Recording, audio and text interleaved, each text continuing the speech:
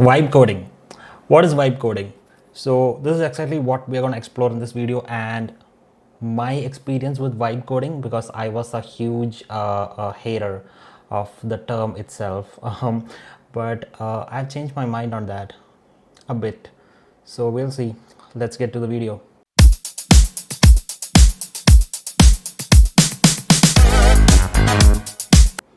So over the past couple of months, we have seen a lot of code editors with AI powered capabilities, right? Because as you know, 2 years before ChatGPT came out, and then you had Google with Gemini, you had Anthropic with Claude, and you have a lot of tools like that. And after that, Cursor came out with AI powered IDE, right? So basically, it is kind of like VS Code. It works like VS Code, right? And to be honest, I was kind of skeptical about using it. And sure, I've been using ChatGPT like I mentioned before, right? But so what was this whole vibe coding thing, and why were vibe coders mainly using Cursor or tools like lovable.dev, right, to generate code on the fly? People who didn't know how to code would be making full stack applications. So I had to find that myself before I could judge it. So that's what I'm gonna do in this video. So let's go straight into it.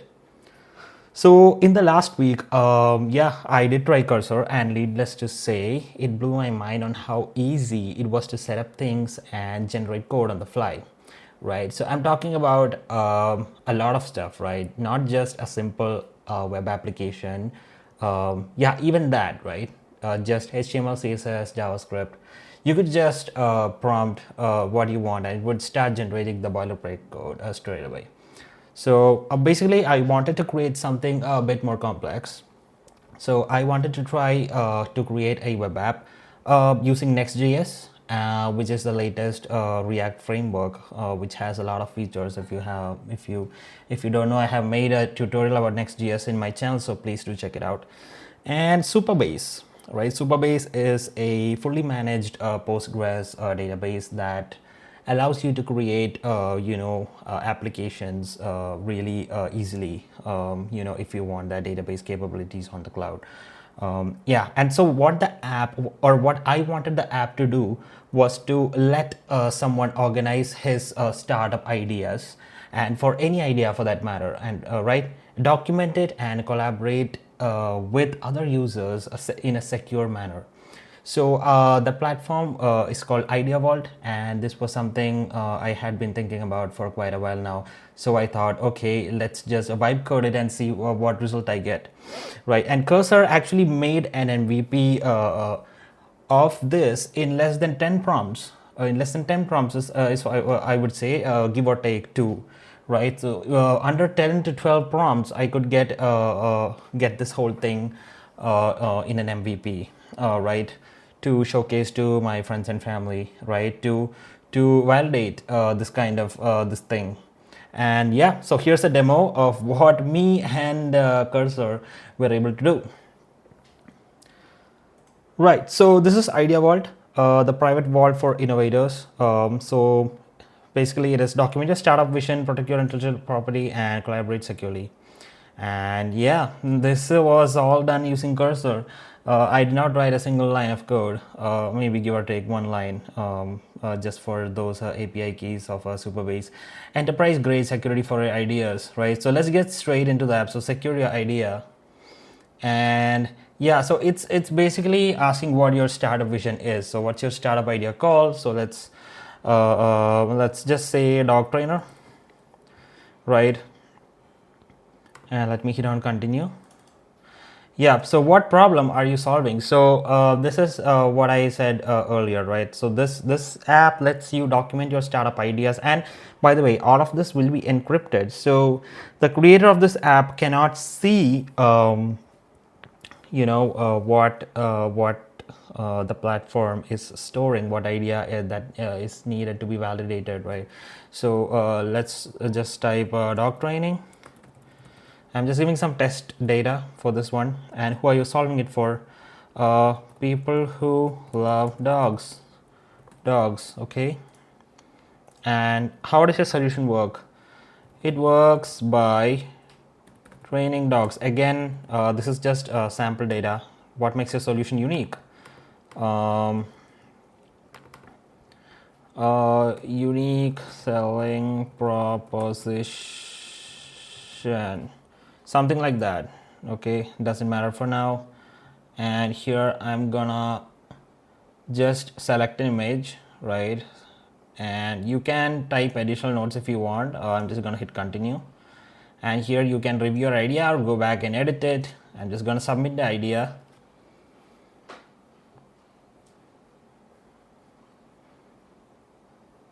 And bam, you can see posted on June 10th.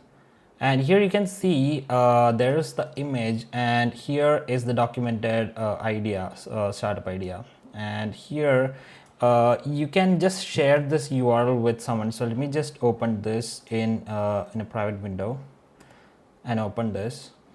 And I can, so suppose I am someone who you want your idea feedback from, right? So I'm gonna type something like, this idea is great, but it needs random, right? It needs some comment. So I feel that this idea needs something, and I can post it. I don't need to log in or anything. And sometimes it would run into errors. So that's something that I wanted to talk to you about. It's like one time it errored out while generating an app using create next app, right? So it would run into all these random red errors that the terminal would spit out. And you know, since I have worked previously with Next.js, I could easily debug what the problem was. So it wasn't like a huge deal for me because, you know, very simple errors, something related to permission, because it wasn't permitted to create new files in the directory, or that the file path was wrong, stuff like that. And yeah, I mean, I would just guide cursor, and then it would take the reins and, you know, start generating again. So here's when a complete beginner would go crazy if he didn't know how to debug it, or he didn't know what the error meant. Okay, so that is something that I want to point out for complete beginners or people who don't know, you know, their way around a web application. If they were to use cursor, they would run into some bugs, but I'm sure they can figure this out. It will be just a learning curve. So a few tweaks here and there, and guiding it on certain aspects like form validation, right, with the overall style.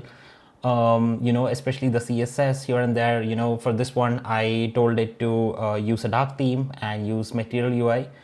And in some cases, you know, specific CSS library. So it would actually install that particular dependency, I mean, npm package, and yeah, start using that.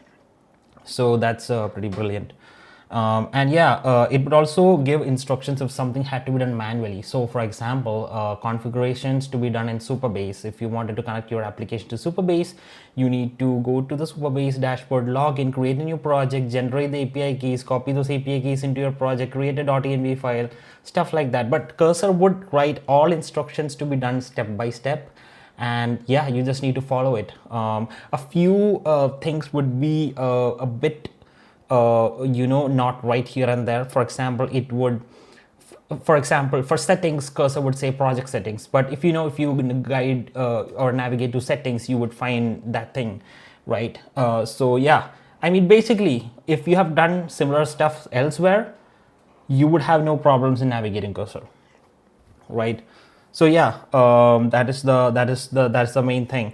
And for the verdict, so the verdict on vibe coding, especially with a tool like Cursor, honestly, it's a game changer, but not in the way you might expect it. For me, it wasn't about completely, you know, replacing my coding skills or just be blindly generating code. No, it was about accelerating the initial vibe of an idea, and Cursor allowed me to translate that raw, intuitive feeling that you get, that you want to vibe code, right, and what Idea Vault should be. And Cursor helped me achieve that MVP, which would have taken me a week, in 2 days. So that's my verdict on Cursor. Yeah, and do stay tuned for more such videos on techie stuff. So I'll see you guys in the next one. Peace.